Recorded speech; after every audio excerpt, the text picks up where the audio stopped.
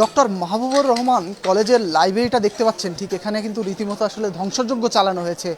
বই খাতা এবং চেয়ার টেবিল যা ছিল, গ্লাস সব কিছু আসলে রীতিমতো ভাঙচুর চালানো হয়েছে। এবং সকালে আপনি জানেন যে সোহরাওয়ার্দী কলেজ এবং কবি নজরুল কলেজের সাথে কিন্তু এক ধরনের উত্তেজনা চলে আসছিল। সেই উত্তেজনার পরিপ্রেক্ষিতেই কিন্তু আসলে সোহরাওয়ার্দী কলেজ এবং কবি কাজী নজরুল কলেজের শিক্ষার্থীরা কিন্তু এখানে হামলা চালায়। আপনি দেখতে পাচ্ছেন যে বই খাতা এবং গ্লাস পুরোপুরিটাই আসলে কিন্তু এখানে আসলে ব্যাপক ধ্বংসযজ্ঞ চালানো হয়েছে। এবং এছাড়া যত বই খাতা, ডকুমেন্টস এবং বছরের পর বছর যে পরীক্ষার খাতাগুলো সংরক্ষিত ছিল সেগুলোও কিন্তু আসলে এখানে রীতিমতো পুড়িয়ে ফেলা হয়েছে। এবং গ্লাস, আমি দেখতে পাচ্ছি যে গ্লাসের যে স্তূপ, এটা কিন্তু আসলে ঠিক কী পরিমাণ ভাঙচুর চালালে এই স্তূপ এই পরিমাণ গ্লাস টুকরো টুকরো হতে পারে, এখানে রীতিমতো আসলে নৃশংসতা চালানো হয়েছে। এবং আপনি দেখতে পাচ্ছেন, ঠিক আমি আপনার যদি ফ্যানটা দেখাই, এখানে ফ্যান কিন্তু আসলে ফ্যানটা ধরেও কিন্তু আসলে ফ্যানটা খুলে রাখার চেষ্টা করেছে হয়তো।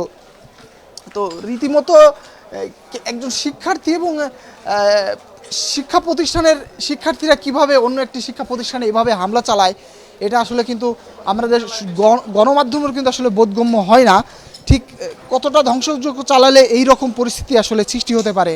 এবং যে শিক্ষার্থী, যারা এখানকার শিক্ষার্থী এবং ফ্যাকাল্টি মেম্বার আছে, তারা কিন্তু একটি কথা বারবার বলছে যে এই যে আমরা কিন্তু শিক্ষার্থীদের সাথে একটি মিউচুয়াল বা তাদের সাথে একটা সমঝোতার প্রক্রিয়ায় তারা যেতে চাচ্ছিল, কিন্তু সেই প্রক্রিয়াটা কিন্তু আসলে তারা রাখেনি। এবং এছাড়াও চেয়ারম্যান বা তাদের প্রিন্সিপালের রুম কিন্তু আসলে ভাঙচুর চালানো হয়েছে।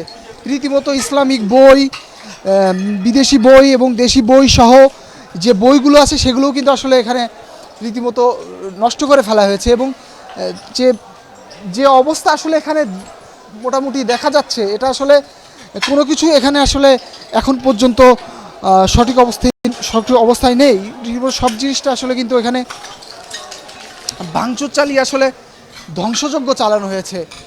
তো এই ছিল আমার কাছে সর্বশেষ অবস্থা মোল্লা কলেজ থেকে।